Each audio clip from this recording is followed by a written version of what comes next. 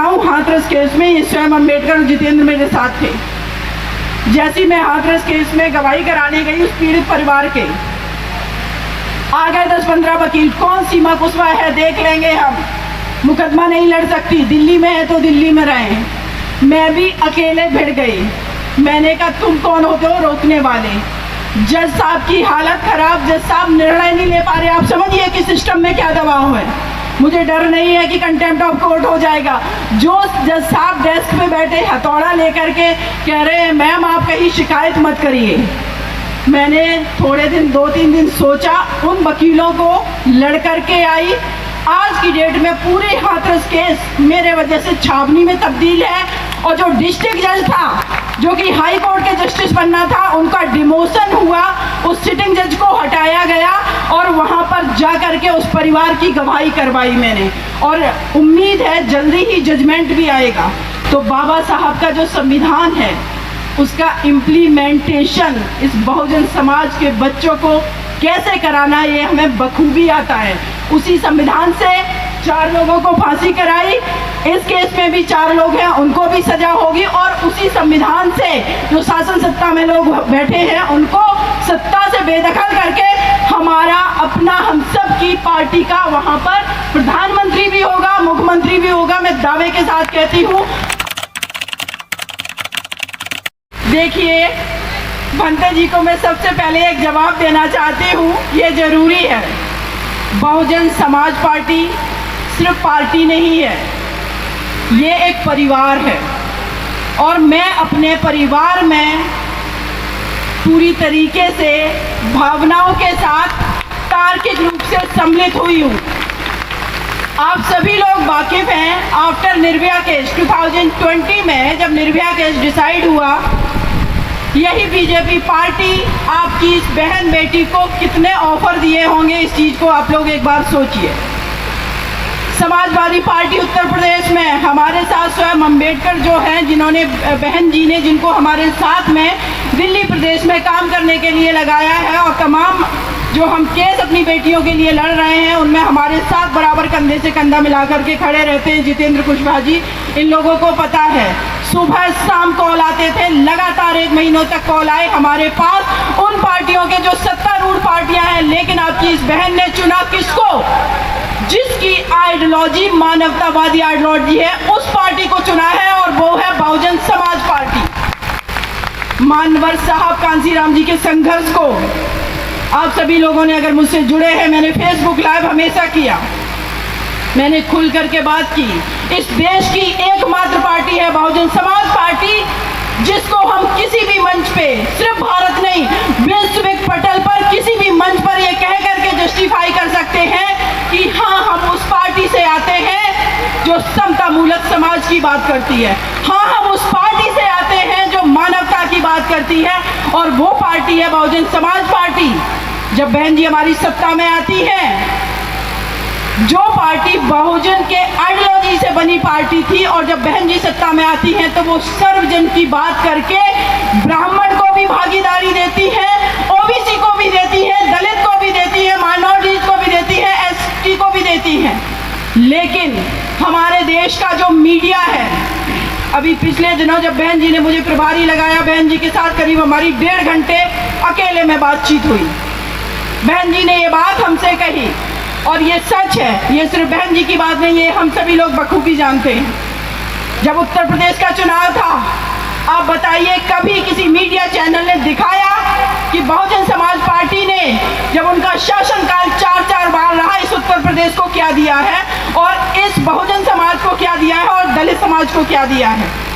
एक बार आप जाकर के देखिए, अगर उत्तर प्रदेश में बहुजन समाज पार्टी का डेवलपमेंट निकाल दिया जाए, उत्तर प्रदेश में देखने लायक लखनऊ में कुछ नहीं बचेगा। ये सच है।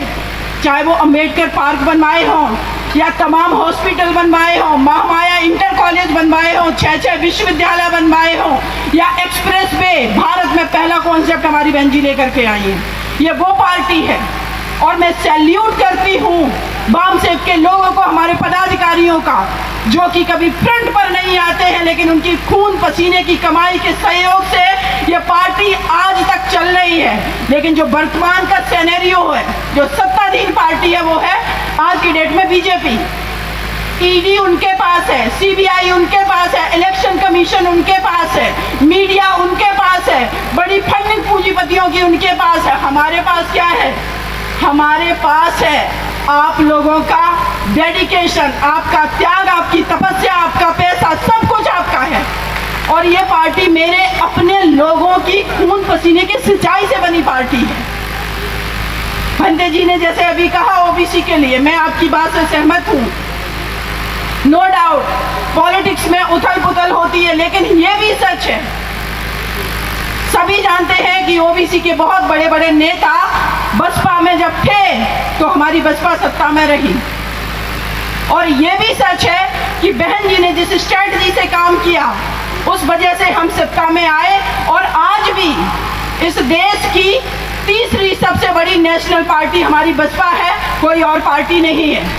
उत्तराखंड में हमने 2-2 विधायक बनाए हैं, पंजाब में बनाए हैं, तमिलनाडु में हमारे जो रिटायर आईपीएस भाई वो सक्रिय हैं, दिल्ली में भी हम फिर से सक्रिय हो रहे हैं। जो हमारी थोड़ी बहुत निष्क्रियता थी हम लोग सक्रिय हो रहे हैं। अगर बहन जी ने मुझे भेजा है यहाँ पर, मैं दावे के साथ कहती हूँ, आप लोग अगर हमारा साथ देंगे हम आपके लिए दिन रात एक कर देंगे और हम दोबारा से लौटेंगे, क्योंकि ये सच है। हम कोई भी मूवमेंट चला लें, हम कितने भी सामाजिक संगठन बना लें, हम कुछ भी कर लें, हम मीडिया हाउस भी बना लें, लेकिन जब तक हमारे पास पॉलिटिकल पावर नहीं होगा, जब तक हम संसद में नहीं होंगे, जब तक हम विधानसभा में नहीं होंगे, हमारे लिए मुश्किल हो जाएगा हमारा भारत का संविधान बनाना, जो कि बाबा साहब ने बनाया था।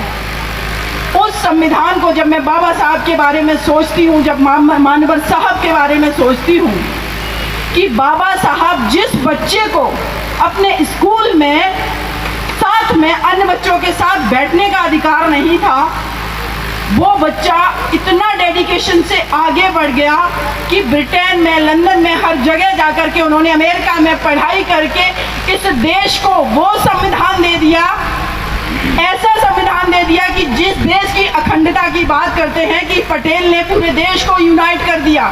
मैं कहती हूँ पटेल ने अगर देश को यूनाइट कर दिया तो बाबा साहब के संविधान के वजह से मेरे देश की अखंडता आज भी बची हुई है। नहीं, पड़ोसी देश को आप देख लीजिए, पाकिस्तान को आए दिन कभी भी, जब से पाकिस्तान बना है, कभी भी 5 साल अपनी सरकारें नहीं चल पाई। ये संविधान की खूबसूरती है। और ये संविधान किसने बनाया? हमारे बाबा साहब ने। और जो संविधान सभा के अध्यक्ष थे डॉक्टर राजेंद्र प्रसाद जी, बाबा साहब प्रारूप समिति के अध्यक्ष थे, राजेंद्र प्रसाद जी ने कहा कि मैं डेली की जब भाषण सुनता हूँ, जब डिबेट डिस्कशन सुनता हूँ कि संविधान कैसा बनेगा, जो 2 वर्ष 11 माह 18 दिन तक सभाएं चलती रही, तो कहते मैंने सोचा कि मेरा निर्णय सबसे सही था, क्योंकि भीमराव अंबेडकर जैसा काबिल व्यक्ति हमें इस देश के अंदर संविधान बनाने को नहीं मिलता। ये किसके शब्द हैं? जो संविधान सभा के अध्यक्ष थे। लेकिन आज विडंबना इस बात की है कि बाबा साहब उस टाइम अकेले लड़ करके एक संविधान, ऐसा संविधान बना गए जिस संविधान ने रिजर्वेशन दिया, इक्वलिटी की बात की। आज हम लोग इतना अपने आप को जागरूक कहने के बावजूद भी उसको बचा नहीं पा रहे हैं। तो इसका मतलब है एक बार खुद हमें अपने अंदर आकलन करने की जरूरत है कि एक व्यक्तित्व जिसने इतना बड़ा संविधान लिख दिया, जिन्होंने अपने पद से इस्तीफा दे दिया महिलाओं को आज़ादी दिलाने के लिए, हिंदू कोड बिल पर, और ओबीसी के जो ओबीसी को जो अधिकार दिलवाने थे उनके लिए उन्होंने इस्तीफा दे दिया, लेकिन आज हम क्यों नहीं बचा पा रहे हैं? उसका कारण जो मुझे समझ में आता है वो 2 चीज़ें हैं। पहली चीज, या तो हम पूरी तरीके से संतुष्ट हो गए हैं कि बाबा साहब ने एक बार संविधान 1950 में बना करके दे दिया, उसमें जो अधिकार मिले हम उससे संतुष्ट हैं, हम रिजर्वेशन लेते रहेंगे और हम अपने बच्चों को थोड़ा थोड़ा आगे बढ़ाते रहेंगे, हम शासन सत्ता में भागीदार बने या नहीं। या तो हम संतुष्ट हो गए हैं। अगर संतुष्ट नहीं हुए हैं तो मुझे ये लगता है कि हमारी यूनिटी जो थी, जो मानवर साहब ने, कांसीराम जी ने हम लोगों को यूनाइट कर दिया था, वो हमारी यूनिटी कहीं ना कहीं टूटी है। ये भी कारण हो सकता है। ये दो मुझे प्रमुख कारण समझ में आते हैं। लेकिन मेरा ये मानना है कि अभी जो उत्तर प्रदेश में जिस तरीके का रिजल्ट आया है, वो रिजल्ट ये मत मान के चलिए आप लोग कि हमारा मूवमेंट कमज़ोर पड़ गया। नो डाउट थोड़ा बहुत कमज़ोर हुआ है, लेकिन उसके बहुत सारे और भी कारण हैं। ईवीएम पर भी लोगों ने ब्लेम लगाया है और भी बहुत सारे कारण हैं। लेकिन ये भी सच है कि भविष्य जो है वो बहुजन समाज पार्टी का भविष्य है, क्योंकि आज यूनिवर्सिटी में पढ़ने वाला अगर ब्राह्मण का बच्चा है, मैं खुद इस चीज़ को आप लोगों के सामने कह रही हूँ, आईएएस की मैंने तैयारी की। मैं जिस हॉस्टल में रहती थी, जब किसी ब्राह्मण समाज की बेटी हमसे ये कहती रिजर्वेशन गलत है, और जब मैं आर्गुमेंट उससे करती फिर डिफीट कर देती, इसलिए क्योंकि हम जस्टिफाई कर पा रहे हैं किस चीज़ को, संविधान को हम जस्टिफाई कर पा रहे हैं, मानवता को हम जस्टिफाई कर पा रहे हैं, समतामूलक समाज को। और ये जस्टिफिकेशन कहाँ है? हमारे संविधान में, हमारी बहुजन समाज पार्टी के विचारों में, हमारे मानवर साहब ने जो कहा, बाबा भीमराव अम्बेडकर जी ने कहा, या हमारे तमाम महापुरुषों ने जो बातें कही। लेकिन वो अलग बात है कि इतिहास लेखन में हमारे महापुरुषों ने जो लिखा उसको पढ़ाया ही नहीं गया। अब आप सोचिए कि स्कूल के सिलेबस में बाबा साहब को पढ़ाना, मानवर साहब कांसीराम जी को पढ़ाना, हमारे महापुरुषों को पढ़ाना कितना जरूरी है। आप उन सिलेबस में जो हमारे बच्चे पढ़ रहे हैं, उस पाठ्यक्रम को आप कैसे शामिल कराएंगे? क्या बिना शासन सत्ता में आए आप शामिल करा सकते हैं? वो तो मैं अगर लाखों सैल्यूट करूं मानवर साहब कांसीराम जी को, जिन्होंने चाहे वो ओबीसी समाज के, जो बहुजन समाज के जितने भी महापुरुष हैं, उनको बहुत हद तक लोगों के घरों में पहुंचा दिया है। उनकी बहुत बड़ी देन है। अदरवाइज हम सभी लोग जानते हैं, आज लोग मजबूर हैं बाबा साहब की जयंती मनाने के लिए। यही दिल्ली में केजरीवाल जी, आज उन्होंने बाबा साहब के नाम पे स्कूलों के नाम रखे। मैं दावे के साथ कहती हूँ, ये राजनीति नहीं कर पाएंगे अगर दलित समाज, ओबीसी समाज, माइनॉरिटीज को, हर किसी को ये पार्लियामेंट भेजेंगे, क्योंकि इतनी जागरूकता आएगी एक समय में। लेकिन उसके लिए हमें यूनाइट होने की ज़रूरत है। हमें अपने व्यक्तिगत हित को साइड रखना पड़ेगा। मैंने अपना व्यक्तिगत हित साइड रख दिया। मैं पूरी तरीके से अपनी पार्टी के लिए समर्पित हूँ। कुछ भी हो जाए, इस पार्टी में हूँ उम्र रहूँगी, क्योंकि दूसरी पार्टी कोई है ही नहीं जो मानवतावाद की बात करे। हम बुद्ध को मानने वाले लोग हैं, जहाँ मानवता की बात होगी वहाँ जाएंगे। तो ये सच है। और आगे मैं आप सभी लोगों का शुक्रिया अदा करती हूँ। एक और बात कहूँगी, माता सावित्रीबाई फुले जी को हम सभी ने पढ़ा है। गूगल में डूडल बना करके 2 साल पहले एक स्त्री को दिखाया गया जो बहुत सारे बच्चों को अपने पल्लू में लिए हुए है। लोग कह रहे हैं ये स्त्री कौन है, भारत के लोग कह रहे हैं, जबकि गूगल को पता है कि माता सावित्रीबाई फुले कौन है। अब सोचिए कितनी बड़ी साजिश है कि हमारे समाज की एक स्त्री जो देश की प्रथम अध्यापिका बनी, बच्चों के लिए स्कूल बनाए, उन्होंने भेदभाव नहीं किया था। हम लोगों के खून में समतामूलक समाज की स्थापना है, इसलिए जिन्होंने हमारे साथ भेदभाव किया उनके साथ भी समानता का व्यवहार करते हैं। इसीलिए भविष्य हम लोगों का है, चाहे वो अमेरिका हो चाहे ब्रिटेन हो। यही ब्रिटेन भारत में साम्राज्य स्थापित करके यहाँ से चले गए। आज जब वो जलियांवाला बाग में आए तो वहाँ के प्रधानमंत्री घुटने टेकने लगे, क्योंकि इतिहास कभी छुपता नहीं है। अगर बहुजन समाज के ऊपर अत्याचार हो रहे हैं, दलित समाज के ऊपर, यह इतिहास कभी नहीं छुपेगा। भले ही मेन स्ट्रीम मीडिया ना दिखाए, लेकिन हमारे बहुत सारे यूट्यूबर, बहुत हमारे यूनिवर्सिटी में लेख करने वाले लोग, हमारे बहुत सारे बच्चे जो पीएचडी रिसर्च कर रहे हैं, ये सब हमारा इतिहास है। और ये इतिहास हमारा भविष्य पढ़ेगा, ये देश पढ़ेगा, और हम सब लोग जानेंगे कि भारत का एक्चुअल में भारत भाग्य विधाता कौन है। यहाँ का किसान, यहाँ का मजदूर, यहाँ का एससी, एसटी, ओबीसी, माइनॉरिटी, ये भारत का भाग्य विधाता है जो शासन सत्ता का संचालन कर रहे हैं। अगर उनके नीचे से कुर्सी खींच ली ये बहुसंख्यक आबादी ने, तो आप समझ लीजिए कि इस देश का तख्ता पलटेगा और ये संविधान जिसको आज हम बचाने की बात कर रहे हैं, इससे इस समता मूलक भारत की स्थापना होगी, देश की स्थापना होगी।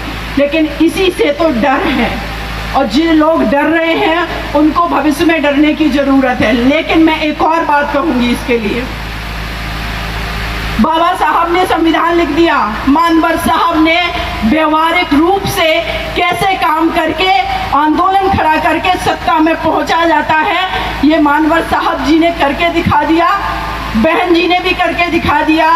अब एक कदम हमें और आगे बढ़ने की ज़रूरत है। हमारे घरों में जो हमारे बच्चे हैं, छोटे छोटे बच्चे हैं, बेटे बेटियां हैं, अगर वो बच्चे आपसे सवाल कर रहे हैं, आप उनको मत डांटिए। अगर वो आपसे तर्क कर रहे हैं, इवन कि आपका बेटा या बेटी आपसे गुस्सा कर रहे हैं, तो उसके पीछे के कारण को जानिए। क्योंकि मैं ये नहीं चाहती हूँ, या कोई भी नहीं चाहेगा कि हमारे घर का बेटा या बेटी जब वो 40 साल का उम्र का हो तब चीज़ों को समझे। हमें उस बच्चे को इस काबिल बना देना है, सिर्फ एकेडमिक उसको नहीं कराना है कि सिर्फ उसको high school, inter, 12th, PhD करा दिया, नहीं, इससे मात्र कुछ नहीं होने वाला। एक्सपोजर दो, कार्यक्रमों में बच्चों को भेजो, डिबेट में भेजो, डिस्कशन में भेजो। अगर टेलीविज़न देख रहे हो, डिबेट डिस्कशन चल रहे हैं, उसका मतलब बताओ। अम्बेडकर साहब को, बाबा साहब को पढ़ रहे हो तो उसका मतलब बताओ उसको। अगर बेटी घर से निकल रही है और आप अगर उसको रोक रहे हैं, तो अगर वो सवाल करती है कि पापा हम बाहर क्यों नहीं जा सकते, तो उसको समाज के बारे में बताओ, उसको जाने दो बाहर, उसको इस काबिल बनाओ कि आपकी बेटी। लोग मुझसे कहते हैं कि मैम कैसे बदलाव होगा, बाहर का तो माहौल खराब है। मैं कहती हूँ आप अपने घर की बेटी को एक बार लड़ना सिखा दीजिए, बाहर वो लड़ कर के आएगी आपके बेटे की तरह। लेकिन अगर आपने उसको घर में नहीं बोलने दिया, कैसे आप कल्पना कर सकते हैं कि कोई लड़का उसको छेड़ रहा है, वो बेटी जवाब दे करके आएगी। जब माता सावित्री बाई फुले जी निकलती थी, उनके ऊपर कीचड़ फेंका जाता था, क्योंकि समाज खराब था, इसलिए घर में बैठ जाना है। इस चीज़ से मैं सहमत नहीं हूँ। ये समाज हमारे कदमों से, हमारे कृत्यों से सुधरता है। उस टाइम में अगर माता सावित्री बाई फुले जी बैठ जाती तो शायद इस, बिल्कुल सही बात आपने बोली और भंते जी ने भी बोली कि सीमा यहाँ नहीं खड़ी होती, इंदिरा गांधी जी देश की प्रधानमंत्री नहीं होती, सुप्रीम कोर्ट में बेटियां वकालत और डॉक्टर नहीं कर रही होती, ये सब नहीं होता। तो एक कदम हमारी ये जिम्मेदारी है, स्पेशली हमारी माताओं की ये जिम्मेदारी है कि अपने घर से अपनी बेटियों को बाहर निकलना, लड़ना, झगड़ना, बोलना सिखाएं। ये बहुत आवश्यक है। एक इनोसेंट बेटी कभी भी कुछ करने में झिझकती है। अगर आपने ये कहा कि मेरी बेटी देखने में सीधी है, गाय है, किसी से तेज आवाज़ में बात नहीं करती, लोग हमसे कहते हैं कि मुझे अपनी बेटी को सीमा जैसा बनाना है, तो मैं कहती हूँ पहले लड़ना सिखा दो। कोर्ट कचहरी में लड़ना पड़ता है, लड़ना तो लड़ना सिखाइए भाई, मुकदमा लड़ना पड़ता है, वकीलों से, जज से आर्गूमेंट करनी पड़ती है, क्रिमिनल लोगों से सामना होता है। और मुकदमा लड़ने के साथ साथ मैं आपको बताऊं, हाथरस केस में ये स्वयं अम्बेडकर और जितेंद्र मेरे साथ थे। जैसी मैं हाथरस केस में गवाही कराने गई, उस पीड़ित परिवार के आ गए 10-15 वकील, कौन सीमा कुशवाहा है देख लेंगे हम, मुकदमा नहीं लड़ सकती, दिल्ली में है तो दिल्ली में रहें। मैं भी अकेले भिड़ गई। मैंने कहा तुम कौन होते हो रोकने वाले? जज साहब की हालत खराब, जज साहब निर्णय नहीं ले पा रहे। आप समझिए कि सिस्टम में क्या दबाव है। मुझे डर नहीं है कि कंटेम्प्ट ऑफ कोर्ट हो जाएगा। जो जज साहब डेस्क पे बैठे हथौड़ा लेकर के कह रहे हैं मैम आप कहीं शिकायत मत करिए। मैंने थोड़े दिन, 2-3 दिन सोचा, उन वकीलों को लड़ कर के आई। आज की डेट में पूरे हाथरस केस मेरे वजह से छावनी में तब्दील है। और जो डिस्ट्रिक्ट जज था, जो कि हाई कोर्ट के जस्टिस बनना था, उनका डिमोशन हुआ, उस सिटिंग जज को हटाया गया और वहाँ पर जा कर के उस परिवार की गवाही करवाई मैंने। और उम्मीद है जल्दी ही जजमेंट भी आएगा। तो बाबा साहब का जो संविधान है, उसका इम्प्लीमेंटेशन इस बहुजन समाज के बच्चों को कैसे कराना, ये हमें बखूबी आता है। उसी संविधान से 4 लोगों को फांसी कराई, इस केस में भी 4 लोग हैं, उनको भी सजा होगी। और उसी संविधान से जो शासन सत्ता में लोग बैठे हैं उनको सत्ता से बेदखल करके हमारा अपना हम सब की पार्टी का वहाँ पर प्रधानमंत्री भी होगा, मुख्यमंत्री भी होगा। मैं दावे के साथ कहती हूँ, आप लोग एकजुटता बनाए रखिए। और अगेन मैं आप सभी का शुक्रिया अदा करती हूँ। आप सभी को बहुत बहुत धन्यवाद। नमो बुद्धाय, जय भीम।